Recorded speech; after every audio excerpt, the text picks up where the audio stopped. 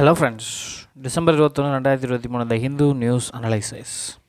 இன்றைக்கி ஃப்ரண்ட் பேஜே ஒரு மாதிரி தினுசாக கொடுத்துருக்காங்க. எனக்கு இப்படி இருக்குது, நான் பிடிஎஃபாக பார்க்குறேன், இது என்னன்னே தெரியல எனக்கு. 2 பேஜாக சேர்த்து கொடுத்துருக்காங்களான்னு தெரியல. ஓகே, இதில் நம்ம ஃபஸ்ட்டு பேஜ் பார்ப்போம். Lok Sabha passes bills to replace British era criminal law. அதாவது இந்த பிஎன்எஸ், அப்புறம் பிஎஸ்எஸ், அப்புறம் பிஎன்எஸ்எஸ், இது மூணுமே என்ன பண்ணிட்டாங்க, பாஸ் பண்ணிட்டாங்க லோக்சபா. அடுத்து ராஜ்யசபாவுக்கு போகும், ராஜ்யசபா பாஸ் பண்ணுவாங்க, பிரசிடென்ட் சைன் பண்ணுவாங்க, அதோட அந்த பில் நடைமுறைக்கு வந்துடும். இது ஃப்ரண்ட் பேஜில் கொடுத்துருக்காங்க. Lok Sabha suspense 2 more opposition members. இன்னும் 2 பேரை வெளியே போங்கூட அயோக்கிய ராஸ்கர்களாக மிரட்டி விட்டாங்க. இந்த மாதிரி இன்னும் எத்தனை பேரை தான் ரிமூவ் பண்ணுவாங்கன்னு தெரியல. Central team visit flood hit Thoothukudi. Central team ஏற்கனவே சென்னையை விசிட் பண்ணிட்டு ஒன்றும் பிரச்சனை இல்லைப்பா, எல்லாம் நல்லா தான் பண்ணியிருக்கீங்க அப்படின்ட்டு சொல்லிட்டு போயிட்டாங்க இல்லையா. அதே போல் தூத்துக்குடியும் விசிட் செய்கிறார்கள். என்ன செய்ய காத்திருக்கிறார்கள் தெரியவில்லை. தூத்துக்குடி, கன்னியாகுமரி, திருநெல்வேலி இந்த பகுதிகளெலாம் ரொம்பவே மோசமாக பாதிக்கப்பட்டிருக்கு வெள்ளத்தினால. 150 வருஷத்துக்கு அளவுக்கு இல்லாத அளவுக்கு மழை பெஞ்சிருக்கு அப்படிங்கிற மாதிரி சொல்லியிருக்காங்க. பார்ப்போம் அவங்க என்ன தான் சொல்லியிருக்காங்க அப்படின்னு சொல்லி பார்க்கலாம். இது ஃப்ரண்ட் பேஜில் கொடுத்துருக்க நியூஸ். இன்றைக்கி நம்ம ஃபஸ்ட் நியூஸ் பார்க்கலாம். Lok Sabha passes bills to replace British era criminal laws. இந்த கிரிமினல் ராஸை பற்றி நம்ம நிறையா தடவை பார்த்துருக்கோம். இதோடைய ஃபியூச்சர்ஸை தான் மறுபடியும் இங்கே கொடுத்துருக்காங்க. திருப்பி நிறைய விஷயங்கள் சொல்லியிருக்காங்க. நம்ம ஏற்கனவே சொல்லிட்டனாலையும் நம்ம இது என்ன கொடுத்துருக்காங்க அப்படிங்கிறத கொஞ்சம் வேகமாக பார்ப்போம். வெனஸ்டே 3 பில்லையும் பாஸ் பண்ணிட்டதாகவும், ஏற்கனவே இருந்த பில்ஸை ரிப்பீல் பண்ணிட்டதாகவும் சொல்லப்படுது. திருப்பி இது நம்ம சொல்லிகிட்டே இருக்கோம். எந்தெந்த பில் எதை ரீப்ளேஸ் பண்ணுது அப்படிங்கிறத ஞாபகம் வச்சுக்கோங்க. இந்தியன் பீனல் கோடை ரீப்ளேஸ் பண்ணுறது பாரதிய நியாய சன்ஹிதா, சரியா, பாரதிய நியாய சன்ஹிதா. அண்ட் அதே மாதிரி இந்தியன் எவிடன்ஸ் ஆக்ட் 1872 ரீப்ளேஸ் பண்ணுறது பாரதிய சாக்ஷ்ய சன்ஹிதா. அண்ட் அதே மாதிரி கோட் ஆஃப் கிரிமினல் ப்ரொசீஜர் 1898, 1972 இல்லை, 1898 அதை ரீப்ளேஸ் பண்ணுறது பாரதிய நாகரிக் சுரக்ஷா சன்ஹிதா. இது குறித்து இந்தியாவினுடைய உள்துறை அமைச்சர் அவர்கள் என்ன பேசியிருக்காங்க அப்படின்னா, இந்த மசோதாக்கள் எல்லாமே நீதியை தான் உறுதியளிக்குது பனிஷ்மெண்ட்டை விட. அதாவது பனிஷ்மெண்ட் கொடுக்கறத விட நீதி வழங்குறது தான் இங்கே முக்கியத்துவமாக காணப்பட்டிருக்கு அப்படிங்கிற மாதிரி அவங்க பேசுகிறாங்க. And have been designed to last for the next century. இது நடக்கக்கூடிய அட்வான்ஸ்மெண்ட்ஸ் எல்லாம் மனசில் வச்சு இன்னும் 100 வருடங்கள் இந்த மசோதாக்கள், இந்த சட்டங்கள் தாக்குப்பிடிக்கும் அளவுக்கு இது உருவாக்கப்பட்டுள்ளது அப்படிங்கிறாங்க. பிஎன்எஸ்எஸில் அமெண்ட்மெண்ட்டை கொண்டு which will exclude doctors from criminal prosecution for death due to medical negligence and will make hit and run accident cases punishable by 10 years. இதை ஆட் பண்ணியிருக்கிறதா சொல்லப்படுறாங்க. அதாவது மெடிக்கல் நெக்லிஜென்ஸ்னால் இறந்து போயிட்டாங்க அப்படின்னா டாக்டர்ஸ்க்கு கிரிமினல் ப்ராசிக்யூஷன் பண்ணலாம் அவங்க மேலே. அதை ரிமூவ் பண்ணிவிட்டு ஹிட் அண்ட் ரன் பண்ணால் 10 வருஷத்துக்குள்ளே தண்டனை கொடுக்கலாம் அப்படின்னு சொல்லி அதை ஆட் பண்ணியிருக்காங்க. அதையும் இங்கே அவர் குறிப்பிட்றாங்க. டெரரிசத்தை பற்றி ஒருத்தவங்க கிட்டத்தட்ட இந்தியாவில் 75 ஆண்டுகளாகவே டெரரிசத்தினால நிறைய மக்கள் பாதிக்கப்பட்டிருக்காங்க. குறிப்பாக 1 லட்சம் பேர்கிட்ட பாதிக்கப்பட்டிருக்காங்க. முதன்முறையாக ஒரு ஜென்ரல் லாவில் நம்ம டெரரிசம்னா என்ன அப்படிங்கிறத சொல்லியிருக்கோம். அண்டு க்ரைம் லாலேயே, அதாவது இந்த மாதிரி பீனல் கோட்ஸ் இருக்கு இல்லையா, இந்த க்ரைம் லாலேயே நாங்கள் டெரரிசம்னா என்னன்னு நாங்கள் பேசியிருக்கோம் அப்படிங்கிற மாதிரி சொல்லியிருக்காங்க. இதோட தொடர்ச்சி பேஜ் நம்பர் 8 இருக்குது. என்ன நம்ம பார்ப்போம். சில நபர்கள் already unlawful activities prevention act already இருக்குதே அப்படின்னு சொல்கிறாங்க. ஆனால் நிறைய இடங்களில் அன்லாஃபுல் ஆக்டிவிட்டீஸ் ப்ரிவென்ஷன் ஆக்ட் இது வரைக்கும் கொண்டு வரவே இல்லை. ஸோ இந்த மாதிரி டெரரிசம் ஆக்டிவிட்டீஸில் ஈடுபட்டவங்க ஜென்ரலாக இல்லாத காரணத்தினால அவங்க இந்த மாதிரி ஆக்டிவிட்டீஸில் எஸ்கேப் ஆகிடுறாங்க. அதாவது இப்போ நீங்கள் யூஏபியை இன்வோக் பண்ணால் தான் அந்த ரீஜியனில் டெரரிசம் மேலே ஆக்டிவிட்டீஸ் எடுக்க முடியும். ஒருத்தரை கைது பண்ணி அவர் யூஏபிஏ கீழே கைது பண்ணணும், சரியா. அன்லாஃபுல் ஆக்டிவிட்டீஸ் ப்ரிவென்ஷன் ஆக்ட் கீழே அவர் கைது பண்ணால் தான் இது கீழே அவர் டெரர் அப்படிங்கிற விஷயத்தை கொண்டு வர முடியும். ஆனால் ஜென்ரலாக ஒருத்தரை அரெஸ்ட் பண்ணுறாங்கன்னு வச்சுப்போமே, அவர் காமனாக அரெஸ்ட் பண்ணுறாங்க, அவர் ஏதோ தப்பு பண்ணிட்டாருன்னு சொல்லி கம்ப்ளைண்ட் கொடுக்குறாங்க. இப்போ அவரை விசாரிக்கும் போது ஒருவேளை டெரரிஸ்ட்டு விஷயங்கள் இருந்துச்சு அப்படின்னா இப்போ ஜென்ரல்லாலேயே என்ன பண்ண முடியும், அவரை இன்வோக் பண்ண முடியும். அப்போ முன்னாடி அவரை கண்டுபிடிச்சி அவர் டெரரிசம் பண்ணியிருக்காரு அப்படின்னா தண்டிக்க முடியாதானா முடியும். பட் இங்கே அதுக்குன்னு தனியாக இன்வோகேஷன்ஸ்லாம் வேணும், அது யூஏபிஏக்கு தனியாக பவர்ஸ்லாம் வேணும், இந்த மாதிரி விஷயங்கள்லாம் கொடுத்துருக்காங்க. இவங்க தான் விசாரிக்கணும், அவங்க தான் பண்ணணும் அப்படின்னு நிறையா பவர்ஸ், நிறைய விஷயங்கள்லாம் இருக்குது. ஒரு ஜென்ரலால் அதை கொண்டு வந்திருக்கிறது ரொம்பவே முக்கியமான விஷயம் அப்படின்னு சொல்கிறாங்க. இந்த மாதிரி பனிஷ்மெண்ட்லேருந்து எஸ்கேப் ஆகிற கிரிமினல்ஸ் எல்லாத்தையுமே நாங்கள் என்ன பண்ணுறோம், அவங்களுக்கான வழிகளெல்லாம் நாங்கள் அடைச்சிடுறோம் அப்படின்னு சொல்லியிருக்காங்க. Terrorism is the biggest enemy of the human rights. மனித உரிமைகளுக்கு எதிரான மிகப்பெரிய எதிரி தான் தீவிரவாதம் அப்படின்னு சொல்லியிருக்காங்க. சில நபர்கள் வந்து இந்த டெரர் ப்ரொவிஷன்ஸை மிஸ்யூஸ் பண்ணிடுவாங்க அப்படின்னு சொல்லி பேசப்படுது. அதுக்கு எந்த வாய்ப்பும் இல்லை, இது தேவையில்லாத பயம் அப்படின்னு சொல்லியிருக்காங்க. அடுத்து செடிஷனை பற்றி பேசும்போது இவர்கள் வந்து ராஜ துரோகம் வர்சஸ் தேச துரோகம் அப்படிங்கிற வார்த்தையை பற்றி குறிப்பிட்டிருக்காங்க. ராஜ துரோகம்ங்கிறது sedition or offence against the government, அரசாங்கத்துக்கு எதிராக செயல்படுவது. வேறு தேச துரோகம் அப்படிங்கிறது தேசியத்துக்கு எதிராக, நல்ல நாட்டுக்கு எதிராக செயல்படுறது. காந்தி, திலக், பட்டேல் ஆகிய அனைவருமே வந்து இந்த பிரிட்டிஷ் கொண்டு வந்த சட்டத்துக்கு கீழே அவங்க அரெஸ்ட் பண்ணப்பட்டிருக்காங்க. அவர் அப்போசிஷன், இவ்வளோ காலம் ஆட்சியில் இருந்த அப்போசிஷன் அதையும் நீக்கவே இல்லை. நீங்கள் 10 வருஷம் இருந்தீங்க, நீங்கள் ஏன் நீக்கலை? இல்லை இப்படி கேட்கலாம் இல்லையா, அந்த மாதிரி சொல்ல வரேன். அவங்க நீக்கிட்டாங்க. சரி, early Owaisi ji is thinking that we have merely change the name of the sedition. I want to say that this is an independent country. Nobody will be sent to jail for criticising the government, but you cannot say anything against the country. அதாவது ஒவைசி அப்படின்னு ஒருத்தர் இருக்கார், அவர் பேர் அசாதுதீன் ஒவைசி, அவர் ஒரு MP. சரியா, அவர் என்ன சொல்லியிருக்காருன்னா, யாரை வேணாலும் இந்த மாதிரி பேரை மட்டும்தான் மாற்றிருக்காங்க, செடிஷன் உண்மையிலே மாற்றவே இல்லை அப்படின்னு சொல்லி கிரிட்டிசைஸ் பண்ணியிருக்காங்க. அதுக்கு அவர் சொல்லியிருக்காங்க, இது ஒரு இண்டிபெண்டன்ட் கண்ட்ரி, இது மாதிரி கவர்மெண்ட்டை யார் வேணாலும் கிரிட்டிசைஸ் பண்ணலாம், பட் வந்து நாட்டை தான் யாருமே என்ன பண்ணக்கூடாது, எதுவும் சொல்லக்கூடாது அப்படின்னு சொல்லி சொல்கிறாங்க. நாட்டுக்கு அகெயின்ஸ்டான விஷயங்கள் தான் தப்பு அப்படின்னு சொல்லி பேசியிருக்காங்க. ஓகே, பார்க்கலாம். He pointed out that class 187 of the BNSSS permits police custody of up to 90 days. 90 நாட்கள் வரைக்கும் போலீஸ் கஸ்டடியை நீட்டிக்க முடியும். ஏர்லியராக இது வந்து 15 நாள் தான் வந்து கஸ்டடியை வந்து அலோவ் பண்ணியிருக்காங்க அப்படின்னு சொல்லியிருக்காங்க. அவர் வந்து இது வந்து பிரச்சனைக்குரிய விஷயந்தான். இதோட தொடர்ச்சியாக பேஜ் நம்பர் 10ல் இன்னொரு விஷயம் இருக்குது, அதை அப்படியே கண்டினியூ பண்ணி பார்த்துருவோம். பேஜ் நம்பர் 10ல் new criminal bill have provision for time bound probe. பாருங்கள், அதாவது விசாரணைக்கு வந்து டைம் பவுண்ட் வச்சுருக்கோம் அப்படின்னு சொல்கிறாங்க. இந்த புது கிரிமினல் பில்ஸ் வந்து இதோட இம்ப்ளிமெண்டேஷன் வந்து வெனஸ்டே வந்து நடைபெற போகுது அப்படிங்கிறாங்க. இது இந்தியாவில் வெனஸ்டேயில் பாஸ் பண்ணிட்டாங்க அந்த லோக்சபா பில்லில். இது இம்ப்ளிமெண்டேஷனுக்கு பின்னாடி இந்தியாவில் ஒரு யூனிஃபார்ம் ஜஸ்டிஸ் சிஸ்டம் கொண்டு வர முடியும் அப்படின்னு சொல்கிறாங்க. வேறு இந்த ப்ரொப்போஸ்டு லாஸ் எல்லாமே விக்டிம் சென்டராக இருக்கும், பாதிக்கப்பட்டவங்களோடக்கு சாதகமாக இருக்கும். அதாவது யாருக்கு பாதிக்கப்பட்டிருக்காங்களோ அவங்களுக்கு நீதி வழங்குகிற விதமாக இருக்கும். And fixed the accountability of the போலீஸினுடைய பொறுப்பு தன்மையை சரி பண்ணுற மாதிரி இருக்குது. இந்த 3 மசோதாக்கள் என்னென்ன அப்படிங்கிறது இங்கே கொடுத்துருக்காங்க, நம்ம ஏற்கனவே பார்த்துருக்கோம். அதனால் நான் இதை ஸ்கிரிப்ட் பண்ணுறேன். Prescribes a time limit for the initiation of criminal proceedings, arrest, investigation, filing of charge sheet and proceedings before the magistrate. இது எல்லாமே ஒவ்வொரு ஸ்டெப்பு, ஒருத்தர் அரெஸ்ட் பண்ணி அவர் குற்ற தண்டனை வாங்கி கொடுக்குற வரைக்கும் ஒவ்வொரு ஸ்டெப் இருக்கும். இது ஒன்றுக்குமே தனித்தனியாக என்ன பண்ணியிருக்காங்க, டைம் பவுண்ட் வச்சுருக்காங்க. இது மூலமாக ஸ்பீடி டெலிவரி ஆஃப் ஜஸ்டிஸ், நீதியை குறித்த நேரத்தில் அதே மாதிரி வேகமாகவும் வழங்க முடியும். ஃபஸ்ட் இன்ஃபர்மேஷன் ரிப்போர்ட்டை பொறுத்த வரைக்கும் 3 நாட்களுக்குள்ளே பதிவு செய்ய வேணும்.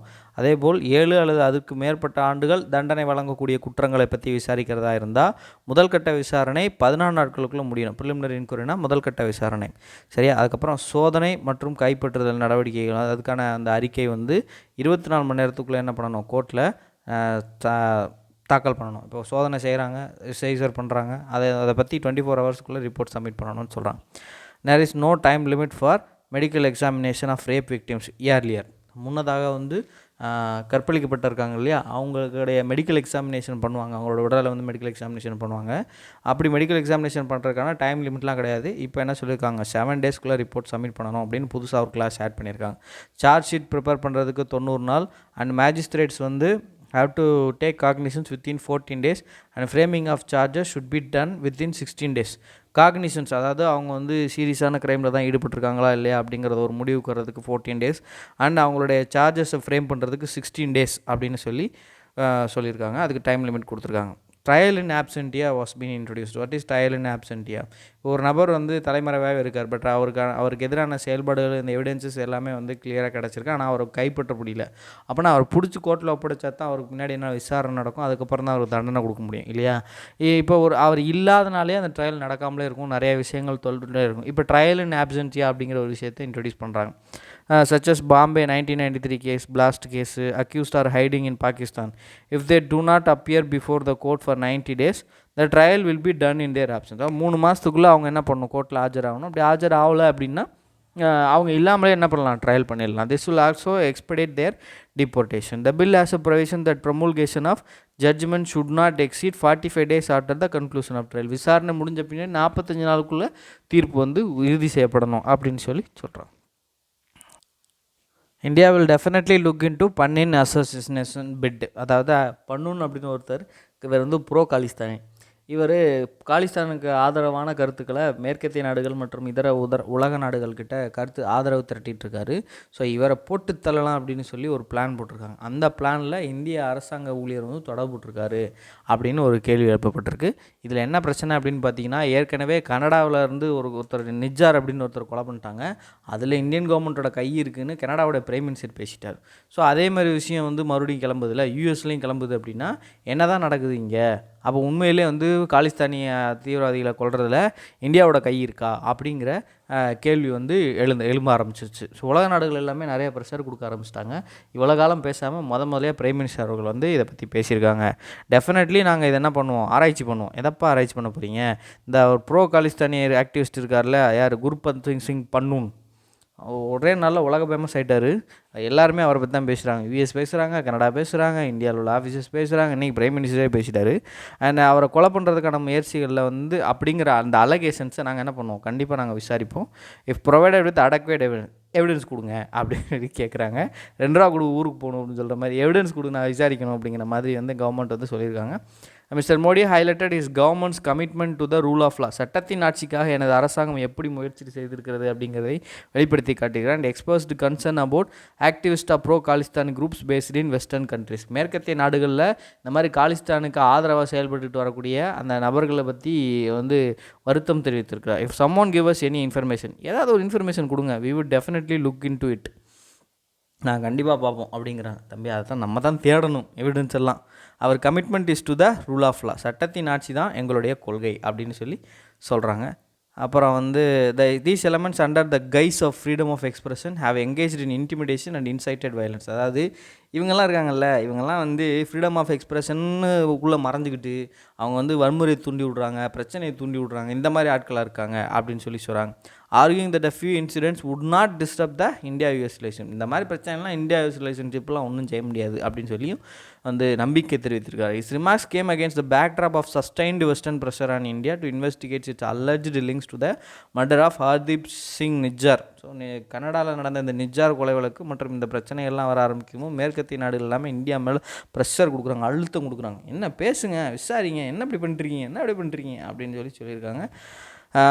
இந்த கான்ட்ரவர்சினாலமாகவே இந்த குவாட் சமிட் வந்து தள்ளி போகிறதுக்கும் காரணமாக இருக்குது அப்படிங்கிற மாதிரியும் சில பேச்சுவார்த்தைகள் இருக்குது. பட் அதெல்லாம் வந்து சும்மா ரூமர் மாதிரி தான். ஓகே, அவ்வளோதான் இதில் நியூஸு. அடுத்து பாருங்கள்.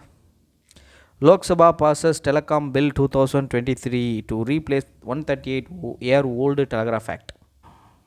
Lok Sabha passes Telecom Bill 2023 to replace 138-year-old Telegraph Act. Right. இப்போ இதில் என்ன செய்கிறாங்க அப்படின்னா, ஏற்கனவே இருக்கிற ஆக்டை ரீப்ளேஸ் பண்ண போகிறாங்க. என்ன பண்ண வராங்க, regulatory and licensing regime for telecommunication and remove bottle next in creating telecom infrastructure. அதாவது இந்த தொலைத்தொடர்பு இருக்கு இல்லையா, டெலிகம்யூனிகேஷன், ஆமாம் தொலைத்தொடர்பு இருக்கு இல்லையா, தொலைத்தொடர்புடைய உட்கட்டமைப்பில் உள்ள பிரச்சனைகளை களைவதற்காகவும் அதோடைய ஒழுங்குமுறைப்படுத்துறது, அவங்களுக்கு லைசன்ஸ் வழங்குற பிரச்சனைகளை வந்து சரி பண்ணுறதுக்காகவும் அதை வந்து சிம்பிளிஃபை பண்ணுறதுக்காகவும் இந்த பில் வந்து கொண்டு வரப்பட்டிருக்கு. இது கவர்மெண்ட் வந்து டெலிகாம் சர்வீசஸை டெம்பரவரி டேக் ஓவர் பண்ணுறதுக்கும் ஒரு ப்ரொவிஷன் வழங்கியிருக்காங்க. அதேபோல் சேட்டலைட் ஸ்பெக்ட்ரம் வந்து நான் ஆக்ஷன் ரூட்டில், அதாவது ஏலம் விடாமல் ஒதுக்கீடு செய்வதற்கான வழிமுறைகளையும் இந்த மசோதா வந்து குறிப்பிட்டிருக்கு. இந்த மசோதானுடைய கிளிம்ஸஸை ஒரு ப்ரொவிஷன்ஸை ஒரு சும்மா ஹைலைட்ஸ் மாதிரி நீங்கள் கொடுத்துருக்காங்க. ஸோ இதோட விரிவாக்கமான விஷயம் என்ன அப்படின்னா, provides a mechanism to exercise the right of way for laying telecom infrastructure in public as well as private property. ஒரு பப்ளிக் ப்ராப்பர்ட்டிலோ அல்லது ப்ரைவேட் ப்ராப்பர்ட்டிலோ டெலிகாம் சம்மந்தப்பட்ட இன்ஃப்ராஸ்ட்ரக்சர்ஸை கட்டமைக்கிறதுக்கான அந்த ஒரு மெக்கானிசமை க்ரியேட் பண்ணியிருக்காங்க. டவர் நடுறதா இருக்கட்டும், இல்லை ஏதாவது ஒரு பில்டிங் இந்த மாதிரி விஷயங்கள்லாம் செட் பண்ணுறதா இருக்கட்டும், இந்த மாதிரி விஷயங்களுக்கு இந்த லேண்ட் அக்யூஸ் பண்ணுறது, இந்த விஷயங்களை கொண்டு வர்றது, இதுக்கெலாம் நிறையா ப்ராப்ளம்ஸாக இருக்கா என்ன, எனக்கு அப்படி தெரியல. அவங்க நினச்சா என்ன வேணால் பண்ணிட்டு போயிடுவாங்க. ஆனால் அப்படி இருக்குது அப்படின்னு சொல்கிறாங்க. ஸோ அதை சரி பண்ணுறதுக்கான மெக்கானிசம்ஸை கொண்டு வரதா பேசப்படுது. And government may provide for measures to protect users such as requiring prior consent to receive specified messages and creation of do not disturb register. இது நமக்காகங்க. நம்ம ஸ்பேம் மெசேஜஸ், ஸ்பேம் கால் எக்கச்சக்கமாக வரும். கால் பண்ணி அது வாங்குறீங்களா, இது வாங்குறீங்களா, உங்களுக்கு இது கிடச்சிருக்கு, அது கிடச்சிருக்கு, இதை வின் பண்ணியிருக்கீங்கன்னு சொல்லிகிட்டே இருக்காங்க. நம்ம போட்டி போகிறதுலே வின் பண்ண முடியல, சம்மந்தமே இல்லாமல் சம்மந்தமே கால் பண்ணி நீங்கள் அதை வின் பண்ணிட்டீங்க, நாங்கள் எங்கடா வின் பண்ணோம், நாங்கள் வின் பண்ணுறது தான்டா போராடிக்கிட்டு இருக்கோம் அப்படின்னு நம்ம நினைக்க வேண்டியதாக இருக்குது. என்னென்னமோ பேசிகிட்டு இருக்காங்க. ஸோ இப்போ இந்த மாதிரி விஷயங்கள்லேருந்து எஸ்கேப் ஆகிறதுக்காக நம்மளுடைய ப்ரியர் கன்சென்ட்டோட என்ன பண்ணலாம், இந்த விஷயங்களை செய்யலாம். இது எப்படி சார் சாத்தியம், எப்படி ப்ரியர் கன்சென்ட் கேட்பாங்க அப்படின்னா, அதுக்கேற்ற மாதிரி செட்டான விஷயங்களை வந்து அலர்ட் பண்ணுவாங்க. இனிமேல் அது நடைமுறைக்கு வந்த பின்னாடி படிப்படியாக நமக்கு தெரிய வரும். சரியா? அதே மாதிரி டூ நாட் டிஸ்டர்ப் ரிஜிஸ்டரையும் வந்து கொண்டு வரலாம். டூ நாட் டிஸ்டர்ப்ன்ற ஆப்ஷன் ஆக்சுவலி இருக்குது. பட் அவர் வந்து டூ நாட் டிஸ்டர்பில் போட்டோம் அப்படின்னா யார் கால் பண்ணாலும் நமக்கு வந்து என்ன வராது. Authorization will be also required from the central government to establish and operate telecommunication network, provide telecommunication services or possess radio equipment. So telecommunication சர்வீசஸை வழங்குறதுக்கோ இல்லை ரேடியோ எக்யூப்மெண்ட்ஸை வச்சுருக்கிறதுக்கோ அதுக்கான சர்வீசஸை கொடுக்குறதுக்கோ சென்ட்ரல் கவர்மெண்ட்லேருந்து அத்தரைசேஷன் வாங்கியிருக்கணும். Spectrum will be allocated through auction. பொதுவாக அலைக்கற்றைகள் வந்து ஆக்ஷன் மூலமாக வெளியிடப்படும். Except for specified entities and purposes for which it will be assigned administratively. ஒரு சில விஷயங்களை தவிர்த்து அவங்க வந்து என்ன பண்ணிடுவாங்க, நிர்வாக ரீதியிலே வந்து அவங்களுக்கு அலோகேட் பண்ணிடுவாங்க. இதை வந்து எங்களோட சார் ஒருத்தர் சொன்னார் கிளாஸ் எடுத்துகிட்டு இருக்கும்போது, ஜாகிரஃபி ஆப்ஷன் சார். பிஎஸ்என்எல் இருக்குது இல்லையா, பிஎஸ்என்எலுடைய வீழ்ச்சிக்கு காரணம் என்ன, பிஎஸ்என்எல் எப்படி இம்ப்ரூவ் பண்ணலாம் அப்படின்னா, கவர்மெண்ட் வாலண்டியராக இதை வந்து டெவலப் பண்ணுறதுக்கு எந்த முயற்சி எடுக்க மாட்டாங்க அப்படிங்கிற மாதிரி கிரிட்டிசைஸ் பண்ணியிருந்தாங்க. ஏன் சார் அப்படி சொல்கிறீங்க அப்படின்னா, இந்த ஏர் ஸ்பெக்ட்ரம்லாம் என்ன பண்ணுறாங்க, கவர்மெண்ட்டு தானே வந்து அலோகேட் பண்ணுறாங்க. சரி, ஆக்ஷனில் ஒதுக்கும்போது ஹை ஸ்பீடு இருக்குல்ல, அதை நீங்கள் வந்து என்ன பண்ணுங்கள், பிஎஸ்என்எலுக்கு ஒதுக்குங்க. நீங்களாம் அட்மினிஸ்ட்ரேட்டிவாக ஒதுக்கிட்டு மீதி இருக்கிறத ஏலம் விட வேண்டியதானே. ஆனால் இவங்க அப்படி விடாமல் மொத்தமாக ஏலம் விட்டுறாங்க. பிஎஸ்என்எல்லேருந்து அவ்வளோ காசு ஒதுக்கி என்ன பண்ணுறதில்ல, ஏலம் எடுக்க முடியல. அப்போ அவங்க கொடுக்குறதுலாம் லாஸ்ட் அவுட்டு, 4வது அவுட்டு, 3வது அவுட்டு, 4வது பந்தியில் தான் உட்காருவாங்கன்ற மாதிரி பிஎஸ்என்எல் கிடைக்கிறது எல்லாமே ரொம்ப லோவாக இருக்குது. அப்படி இருக்கும்போது அவங்க எப்படி முன்னேறுவாங்க அப்படின்ற மாதிரி சொல்கிறாங்க. ஸோ இப்போ இந்த ரெஜிம் வந்துருக்கு, அட்மினிஸ்ட்ரேட்டிவ்லி அவங்களால என்ன பண்ண முடியும், அலோகேட் பண்ண முடியும். பாசிபிளி இது ஒரு நல்ல விஷயமா இருக்கும். ஒருவேளை அவங்க பிஎஸ்என்எலுக்கு அட்மினிஸ்ட்ரேட்டிவ்லி அலோகேட் பண்ணால் நல்லாயிருக்கும். The bill has clearly defined the reasons for which administratively spectrum would be allocated. So என்னென்ன காரணங்களுக்காக நாங்கள் அட்மினிஸ்ட்ரேட்டிவ்லி ஸ்பெக்ட்ரம் அலோகேட் பண்ணுவோம் அப்படிங்கிறத தெளிவாக சொல்லிட்டோம்னு வேறு சொல்கிறாங்க. ஓகே, அப்போ வந்து BSNL the bill will share in the biggest reforms in the sector. Now there will be one simple authorization instead of 100 license. அதாவது ப்ராசஸை ரொம்ப சிம்பிளிஃபை பண்ணுறாங்க. 100 லைசன்ஸ் வாங்க தேவையில்லை, ஜஸ்ட் ஒரு அத்தரைசேஷனே போதும் அப்படிங்கிறாங்க. டெலிகம்யூனிகேஷன் மேபி இன்டர்செப்டட், இடையூறு செய்யப்படலாம் சில காரணங்களுக்காக. என்னென்ன காரணங்கள்லாம், தேசத்தினுடைய பாதுகாப்பு, பொது ஒழுங்கு அல்லது குற்ற செயல்பாடுகளை தடுப்பதற்காக அப்படின்னு சொல்லலாம். Telecom services maybe suspended on similar grounds. அதே மாதிரி இதில் நம்ம ஊடுருவது அப்படின்னா, இன்டர்செப்ட் அப்படின்னா அவங்களால உள்ளே வந்து கண்ட்ரோல் பண்ணுறது, ரெண்டாவது வந்து சஸ்பெண்ட் பண்ணுறது. அந்த occurrence of any public emergency including disaster management அந்த மாதிரி விஷயங்கள் ஏதாவது நடக்கும்போது பப்ளிக் சேஃப்டி காரணமாக சென்ட்ரல் கவர்மெண்ட் அல்லது ஸ்டேட் கவர்மெண்ட் அல்லது any officer specially authorised on this behalf by the central government அல்லது மத்திய அரசாங்கம் அல்லது மாநில அரசாங்கத்தால் நியமிக்கப்பட்ட ஏதோ ஒரு அலுவலரால் if satisfied that it is necessary or expedient to do so by notification, take temporary possession of any telecommunication service or telecommunication network from an authorized entity. யாரோ ஏற்கனவே உள்ள அத்தரைஸ்ட் என்டிட்டியிலேருந்து டெம்பரவரி அதை டேக் ஓவர் பண்ணி அவங்க control பண்ண முடியும் அப்படிங்கிறத சொல்லியிருக்காங்க. பட் அவர் வந்து ஒரு நேஷ்னல் எமர்ஜென்சி சுச்சுவேஷனில் தான் அதை யூஸ் பண்ண முடியும், பப்ளிக் எமர்ஜென்சி சுச்சுவேஷனில் யூஸ் பண்ண முடியும், பப்ளிக் சேஃப்டியை கன்சர்ன் பண்ணி தான் கொண்டு வர முடியும். சென்ட்ரல் கவர்மெண்ட் அல்லது ஸ்டேட் கவர்மெண்ட் யார் வேணாலும் பண்ணலாம் அப்படிங்கிற மாதிரி சொல்லியிருக்காங்க. அப்போ இது கொஞ்சம் பிரச்சனைக்குரிய விஷயம். இதெல்லாம் சரி, இந்த மாதிரி விஷயங்கள் இந்த ரொம்ப பவர்ஃபுல்லாக விஷயங்கள்லாம் காசுனா பயன்படுத்திட்டு எந்த தப்புமே இல்லைங்க, எப்பவுமே பிரச்சனை வராது. அடுத்த நியூஸ் பாருங்கள். GST regime brought down prices S Nirmala Sitharaman as Rajya Sabha returns 2 taxation bills. லோக்சபாவில் பாஸ் பண்ணி ராஜ்யசபாவுக்கு 2 taxation பில்ஸ் கொண்டு வந்திருக்காங்க. இதை கன்சிடர் பண்ண ராஜ்யசபா வந்து திருப்பி ரிட்டர்ன் பண்ணிட்டாங்க, சேஞ்சஸ் பண்ணுங்கள் அப்படின்னு சொல்லி ரிட்டர்ன் பண்ணிட்டாங்க. அந்த 2 பில் வந்து central goods and services tax bill and the provisional collection of taxes bill. இது 2 மசோதாவும் அப்போசிட் மெம்பர்ஸ் இல்லாத நேரத்துலையும் இந்த மாதிரி விஷயங்கள் இப்போ நடந்திருக்கதா வந்து குறிப்பிட்றாங்க. இல்லை first bill is to align the provision of the central goods and tax services with the tribunal reforms act. Tribunal reforms கொண்டு வந்திருக்காங்க இல்லையா, ஜிஎஸ்டி அப்ளைட் ட்ரிபியூனல் அப்படின்னு ஒன்று கொண்டு வந்திருக்காங்க இல்லையா, அதை வந்து சீக்கிரம் செயல்படுத்துறதுக்காக சில பல மாற்றங்கள் தேவைப்பட்டது. அதுக்காக சென்ட்ரல் குட்ஸ் அண்ட் சர்வீசஸ் டேக்ஸில் சில ப்ரொவிஷன்ஸை சேஞ்ச் பண்ணியிருக்காங்க. அண்ட் இந்த provisional collection of taxes bill 1931 இருந்த ஒரு சட்டம், அதை அப்படியே பேர் மாற்றாமல் ரீப்ளேஸ் மட்டும் பண்ணுறாங்க, provisional collection of taxes bill அப்படிங்கிறதுல. இதில் என்ன பண்ணுறாங்க அப்படின்னா, imposition or increase of duties of customs or excise with or without change in tariff classification. ஆக்சுவலாக டேரிஃப் வந்து தனித்தனியாக கிளாஸிஃபை பண்ணியிருப்பாங்க. இந்த கஸ்டம் டியூட்டிஸ் வந்து ஆட் பண்ணுறனால, எக்ஸைஸ் டியூட்டி ஆட் பண்ணுறனால டேரிஃப் என்ன ஆகும், இன்க்ரீஸ் ஆகும். டேரிஃப்னால் ஒன்றும் இல்லை, ஒட்டுமொத்த விலைவாசி. சரியா, விலைவாசி. சம்டைம்ஸ் வந்து அது என்ன கொடுப்பாங்கன்னா வரி விதிக்கிறதையும் டேரிஃப் ரேட்ஸ்னு சொல்லுவாங்க. சரி, இம்போர்ட் டியூட்டிஸ் அதெல்லாம் தான் டேரிஃப்னு சொல்லுவாங்க. ஸோ இப்போ இந்த கஸ்டம் டியூட்டிஸை ஆட் பண்ணுறனால இது என்ன ஆகும், விலை இன்க்ரீஸ் ஆகும் இல்லையா. அப்போ ஒரு கிளாஸிஃபிகேஷன்லேருந்து ஹையர் கிளாஸிஃபிகேஷனுக்கு மாற்றலாம். பட் இந்த ப்ராப்ளம் வர்றதை கட்டைல் பண்ணுறதுக்காக இப்போ நான் வந்து என்ன பண்ணிடுறேன், இப்போ 50 ரூபா ஒரு பொருள் வருது, இது கூட நான் 10% போட்டு 55 ரூபான்னு சொல்கிறேன். இப்போ இந்த செகண்ட் கிளாஸிஃபிகேஷனில் என்ன இருக்குன்னா லெஸ் தென், ஃபஸ்ட் கிளாஸிஃபிகேஷனில் லெஸ் தென் 50 ருப்பீஸில் உள்ள பொருட்கள் எல்லாம் இருக்குது. அண்ட் 50 to 80 உள்ள பொருட்கள்லாம் இங்கே இருக்குது. அண்ட் மோர் தென் 80 இதெல்லாம் இங்கே இருக்குது அப்படின்னு வச்சுக்கோங்க. இப்போ ஆல்ரெடி ஒரு லிஸ்ட்டில் ஏ அப்படிங்கிற பொருள் லிஸ்ட்டு 1ல் இருக்கும். லிஸ்ட் 1, லிஸ்ட் 2, லிஸ்ட் 3, லிஸ்ட் 1ல் இருக்கும்.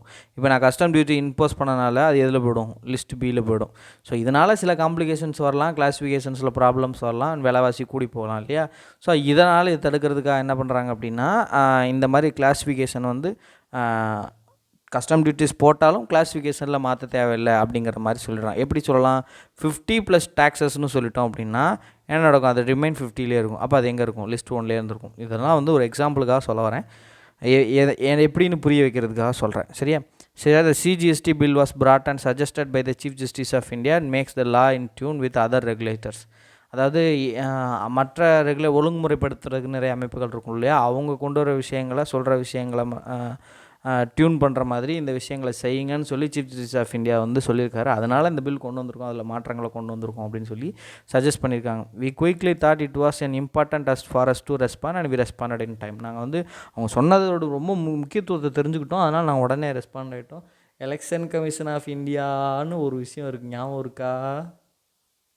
சரி, அரசியல் பேசக்கூடாது. It also seeks to raise the cap on age for president and members of GST appellate tribunal. GST council கிடையாது, ஜிஎஸ்டி கவுன்சிலோடைய பிரசிடென்ட், சேர்மன் வந்து யாருன்னா ஃபினான்ஸ் மினிஸ்டர். அவருடைய மெம்பர்ஸ் வந்து finance minister or ministry of state of இந்த state council of ministers அவங்க இருப்பாங்க. சரியா, மாநிலத்தில் உள்ள நிதி அமைச்சர்கள் அல்லது அமைச்சர்கள் வந்து இடம் பெறலாம். சரியா, அது வேறு, இது வேறு. ஜிஎஸ்டி அப்பலேட் ட்ரிபியூனல், அதில் தலைவர் மற்றும் உறுப்பினர்கள் இருப்பாங்க. தலைவருக்கான வயசு 67லேருந்து 70ஆகவும் உறுப்பினர்களுக்கான வயசு 65லேருந்து 67ஆகவும் மாற்றி அமைக்குது இந்த மசோதா.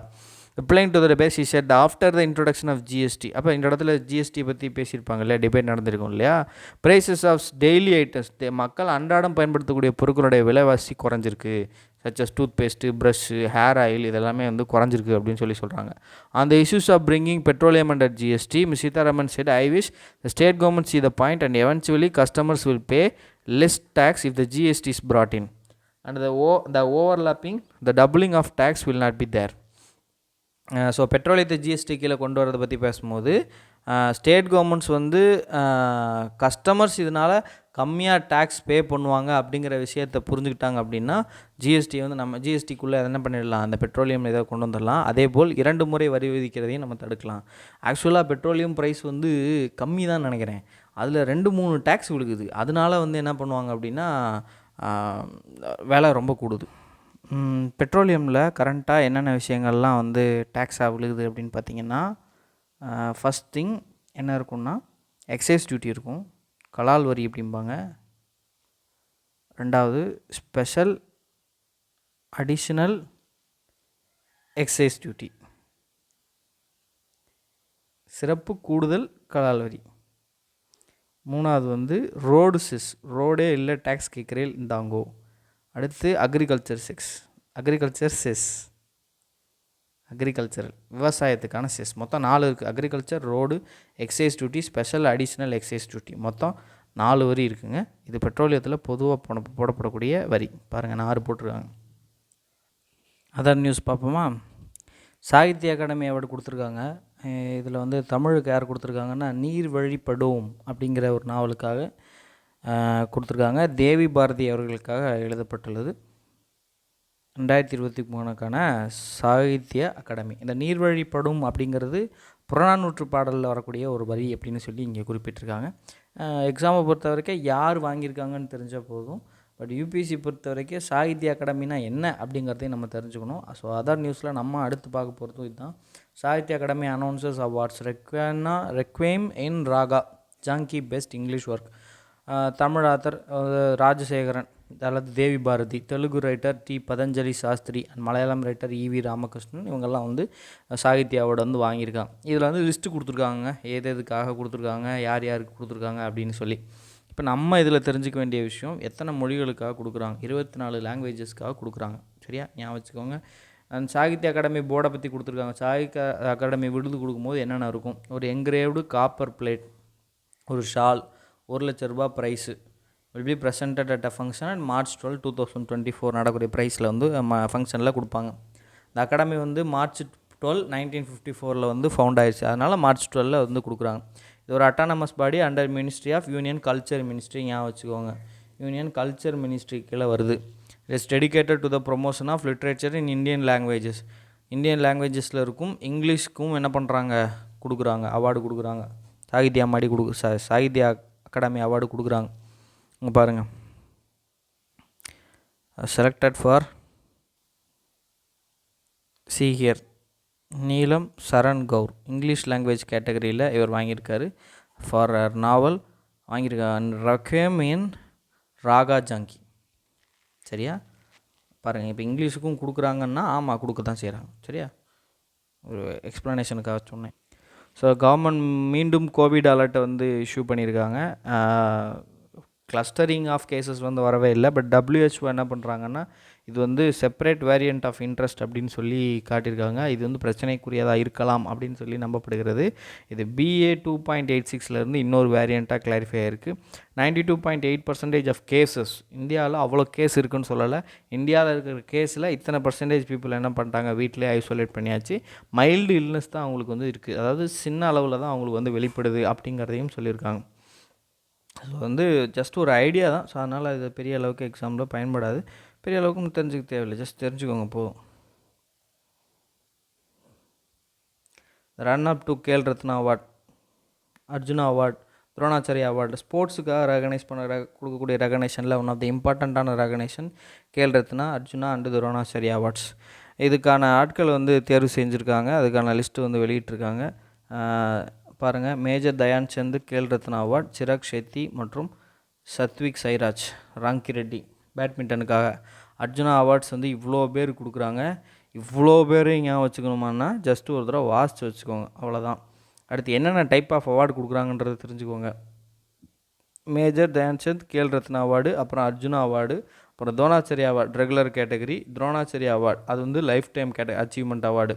அடுத்து Dhyan Chand award for lifetime achievement, ஜென்ரலாகவே தனியாகவே கொடுப்பாங்க. இது வந்து கோச்சுக்கு, இது ரெண்டுமே கோச்சஸ் கொடுப்பாங்க. இது வந்து ஸ்போர்ட்ஸுக்கு life time achievement. Maulana Abul Kalam Azad trophy பாருங்கள், இது ஒன்று ஸ்போர்ட்ஸில் இருக்குது. மௌலானா அபுல் கலாம் ஆசாத்துக்காக எஜுகேஷன் டே சொல்லி பண்ணுறோம், அதனால் வந்து அது எஜுகேஷனுக்காக கொடுக்குற இதுன்னு நினச்சக்கூடாது. இதுவும் ஸ்போர்ட்ஸுக்காக கொடுக்கக்கூடியது. சரியா, ஞாபகம் வச்சுக்கோங்க. லிஸ்ட்டை ஒரு தடவை வாசிச்சிருங்க.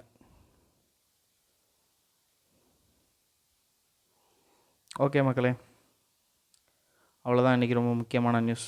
தேங்க்யூ.